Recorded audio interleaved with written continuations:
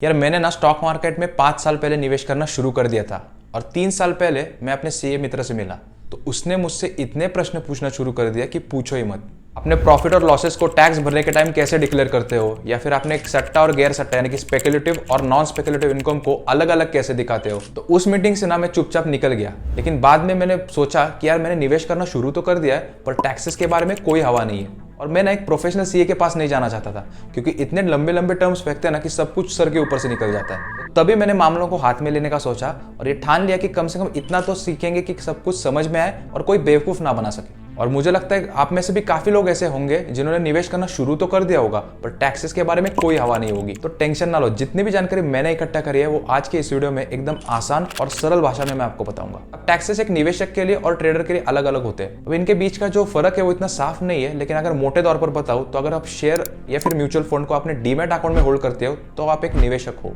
और अगर आप इंट्राडे या फिर फ्यूचर और ऑप्शंस में डील करते हो तो आप एक ट्रेडर हो। तो सबसे पहले देखते हैं कि एक निवेशक के लिए इनकम टैक्स कैसे लगता है। तो जैसे कि हमने आपको बताया था कि कोई भी स्टॉक अगर आप खरीदते हो तो आपको डिलीवर होता है और इसको हम बोलते हैं डिलीवरी आधारित लेन देन। और जो आपके डीमैट अकाउंट में स्टॉक को डिलीवर करवाते हैं उनको हम निवेशक बोलते हैं। डिलीवरी बेस्ड ट्रांजैक्शन में टैक्सेस को कैपिटल गेन्स बोला जाता है। तो आपको या तो एसटीसीजी यानी कि शॉर्ट टर्म कैपिटल गेन्स या फिर LTCG long term capital gains लगेंगे।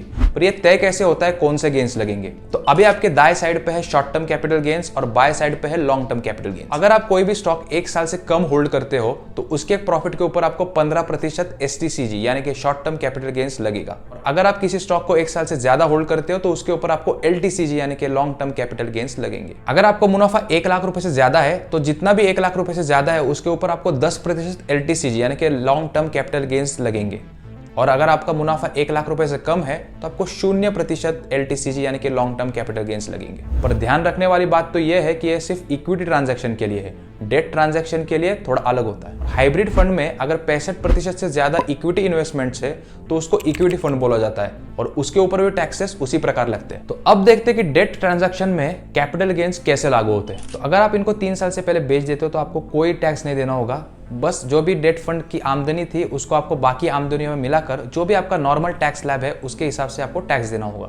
और अगर आप इनको 3 साल से ज्यादा होल्ड करते हो तो आपको 20% एलटीसीजी यानी कि लॉन्ग टर्म कैपिटल गेन्स देना होगा इंडेक्सेशन के साथ। पर ये इंडेक्सेशन होता क्या है और इसके फायदे क्या है? तो जैसे कि हम सब लोग जानते हैं कि हमें शेयर मार्केट से जितना भी मुनाफा होता है आधा तो ये महंगाई खा लेती है, और इस बात को सरकार भी पहचानती है। इसीलिए सरकार बोलती है कि जितना भी मुनाफा आपको हुआ है इन्फ्लेशन को एडजस्ट करके सिर्फ उसी पे टैक्स लगेगा। तो चलिए एक उदाहरण के साथ इसको समझते हैं। तो मान लीजिए आपने 2015 में 1 लाख रुपए के डेट फंड्स खरीदे होते और 2022 में आप उनको 2 लाख रुपए का बेच देते, तो आपको लॉन्ग टर्म कैपिटल गेन हुआ 1 लाख रुपए का। तो अगर बिना इंडेक्सेशन के देखें तो 1 लाख रुपए पे 20% यानी कि 20,000 रुपए टैक्स आपको देना पड़ता। तो सरकार के अनुसार जो डेट फंड्स आपने 1 लाख रुपए के 2015 में खरीदे थे, आज 2022 में उनकी कीमत हो गई है 1,30,000 रुपए।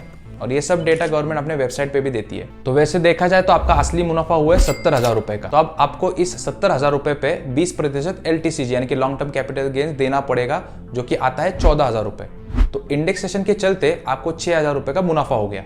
और ये इंडेक्सेशन के फायदे आपको रियल एस्टेट और गोल्ड्स में भी मिलते हैं। तो अगर आप इंट्राडे ट्रेडिंग करते हो तो उसके प्रॉफिट्स को स्पेकुलेटिव प्रॉफिट यानी कि सट्टा मुनाफा बोला जाता है। और अगर आप फ्यूचर एंड ऑप्शंस में ट्रेडिंग करते हो तो उसके प्रॉफिट को नॉन स्पेकुलेटिव प्रॉफिट यानी कि गैर सट्टा मुनाफा बोला जाता है। पर इससे टैक्सेशन में क्या फर्क पड़ता है आपको समझने में थोड़ी सी मुश्किल हो सकती है, लेकिन अगर आप ठीक से ध्यान दोगे तो आपको पता चल जाएगा। अगर आपको 1 साल में 1 लाख रुपए का सट्टा नुकसान होता है इंट्राडे ट्रेडिंग से, और उसी साल फ्यूचर एंड ऑप्शन ट्रेडिंग से आपको 1 लाख रुपए का गैर सट्टा मुनाफा होता है, तो आप इनको आपस में कैंसिल नहीं कर सकते। तो चलिए इसको समझते हैं एक उदाहरण के साथ। अब मान लो आपकी तनख्वाह है 5 लाख रुपए और उसी साल आपको 1 लाख रुपए का इंट्राडे से लॉस हो जाता है यानी कि सट्टा नुकसान हो जाता है, और उसी साल फ्यूचर एंड ऑप्शन ट्रेडिंग से आपको 1 लाख रुपए का स्पेकुलेटिव प्रॉफिट यानी कि गैर सट्टा मुनाफा हो जाता है। तो अब जो आपको कुल टैक्स देना पड़ेगा वो 6 लाख के ऊपर देना पड़ेगा, यानी कि 5 लाख रुपए आपकी तनख्वाह और 1 लाख मुनाफा जो आपको हुआ था फ्यूचर एंड ऑप्शन ट्रेडिंग से।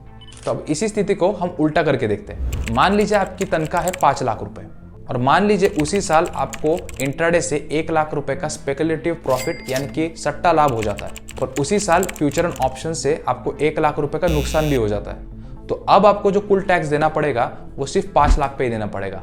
तो ऐसा इसलिए क्योंकि गैर सट्टा कर सट्टा करों को ऑफसेट कर सकते हैं, यानी कि non speculative taxes speculative taxes को ऑफसेट कर सकते हैं, लेकिन इसके विपरीत नहीं हो सकता। और अगर आपको सट्टा नुकसान हुआ है तो आप उनको आगे 4 साल तक फॉरवर्ड कर सकते हो। अब मान लो आपको एक साल में 1 लाख रुपए का सट्टा नुकसान हो जाता है और दूसरे साल आपको 1.5 लाख रुपए का सट्टा मुनाफा हो जाता है, तो पिछले साल हुए गए 1 लाख रुपए के नुकसान को आप दूसरे साल एडजस्ट कर सकते हो और अब उस दूसरे साल आपको बचे हुए सिर्फ 50,000 रुपए टैक्स देना पड़ेगा। मैं मानता हूँ कि इस वीडियो को समझना आपको थोड़ा सा मुश्किल लग रहा होगा, लेकिन मैं चाहता हूँ कि इस वीडियो को आप दोबारा देखो ताकि सारी बातें आपको ठीक से समझ में आए।